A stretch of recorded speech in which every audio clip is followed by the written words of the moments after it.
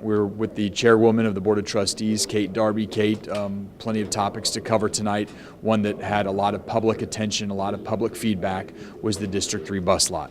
The board voted today to kind of reject the district's recommendation about placing it at James Elementary School, and the board directed the district to place this District 3 central bus lot at the Gresham-Megget facility. Can you go into detail about the directive and also the anticipated progress and timeline that we're looking at for a District 3 bus lot? Sure. Right now, our District 3 bus lot is at Fort Johnson, the school there, and as many people know, we are building a new school there. We're combining James Island Middle and Fort Johnson Middle into one middle school, Camp Road Middle, and so that work is going to begin, and the bus lot will need to move by January of 2018. So staff over the past year has been looking at where would the bus lot go. The state requires us to have at least, we can't have multiple lots. They've got to have at least 25 buses in the lot. So I think the staff's recommendation was James Island, at James Island Elementary. We got a lot of feedback from some neighbors in the community there that that's not where they want it. And I think the board really understands that there are people who don't want that bus lot there. The challenge is we have to have a bus lot on James Island. We can't, most of our drivers who drive buses on James Island live on James Island, so it doesn't make sense to put a bus lot or put buses in North Charleston somewhere that are going to go on James Island. So I think the board felt like the Gresham-Megget option impacted less, neighbors. There certainly will be some people impacted, but there's a really good plan to put shrubbery, and there's some bus lots that people probably don't know even exist in other parts of the community.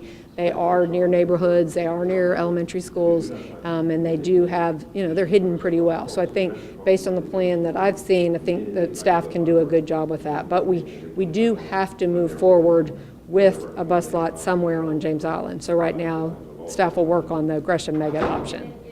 The other major big ticket item today that was discussed was compensation for the boards, I should say, not just the Board of Trustees for Charleston County School District, but for the 8 constituent district boards.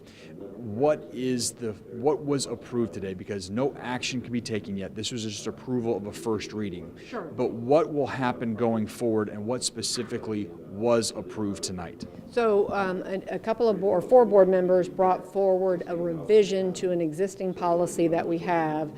Currently, county board members are paid $25 per meeting as a stipend, and the constituent boards are paid $15 a meeting.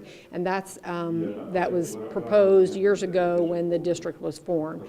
We also are reimbursed for mileage to our board meetings. So the board members proposed today, and we had first reading of a proposal to pay board members a percentage of what a teacher's salary is. So I think they're talking about like $13,000 a year or so for board members, and then a smaller number for constituent board members. But I think when I asked about what the total number would be, it's probably about $400,000. And it would have to go through second reading at our next meeting, which right now is scheduled for July 17th. And there certainly could be some changes between first reading to second reading.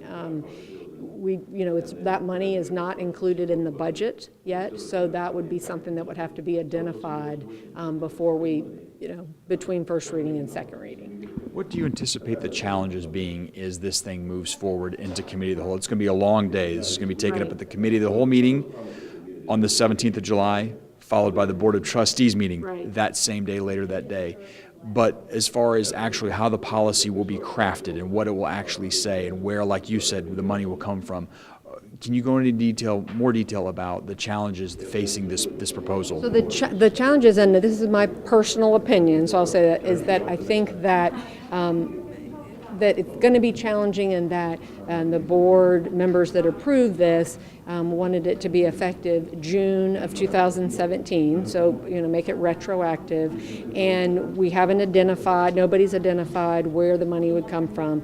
Typically when elected officials would increase their pay, they would make it effective on the next election. So I won't support it unless that it becomes effective in the November 2018 election. So I think that's going to be somewhat of a challenge, and I think just identifying where it's going to come from. I think people certainly have done research, and there are other districts that are compensated at about the same level that the proposal speaks to. But again, that amount hasn't been identified in the budget. We passed the budget in April. 5 board members approved passing the budget. We added 119 teacher positions. That's not something I think board members want to, we don't want that to go away. The most important part of what we do is educate kids, and that's where our focus needs to be. So I think we'll have a little bit of, we've got to work some of the details out on that policy for it to go through second reading. Finally, I want to talk about some of the policies that you revised tonight, having to do with student truancy, how absences are recorded, and also about retention or promotion. The state has come up with rules and regulations that govern this. So really, the moves that were made tonight was to align our district with those regulations, correct? Correct. I think the state is looking to just make sure everybody, all the districts across the state, are encouraging kids to be in school, so wanting to track the whole truancy issue better. And I think our board members were kind of surprised to find out that districts across the state have real issues with kids being at school. Also, the way, with today's technology, people think a parent might want to text or email, but law requires that they put in writing an excuse for their student. And one big change is the state's been talking about doing this, but next year, the students, we have 50% in Charleston County, 50% of our students are not reading on grade level. And so the state wants us to address that across all districts.